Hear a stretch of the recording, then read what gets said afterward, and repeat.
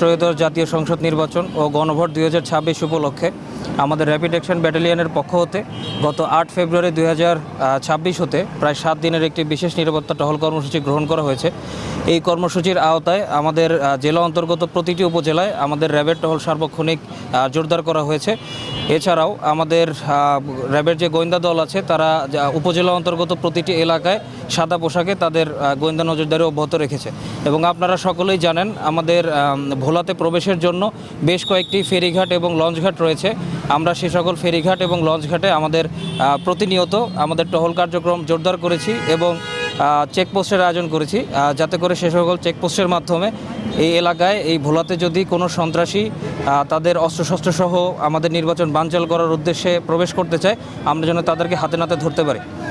এছাড়াও আমাদের ভোলায় অবস্থিত বেশ কয়েকটি বাহিনী, বাংলাদেশ নৌবাহিনী, বাংলাদেশ কোস্টগার্ড, পুলিশ, বিজিবি, আনসারদের সাথে আমরা সবসময় আমাদের সমন্বয় সাধন করছি। এছাড়াও আমাদের ভোলাতে অবস্থিত ডিজিএফআই এবং এনএসআইয়ের মতো গোয়েন্দা সংস্থা রয়েছে।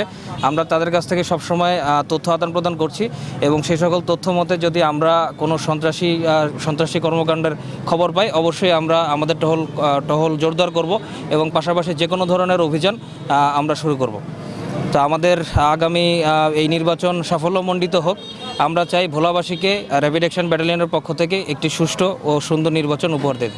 সবচেয়ে সুস্বাদু হালিম রাঁধুনি হালিম। হালিম হোক রাঁধুনি হালিম।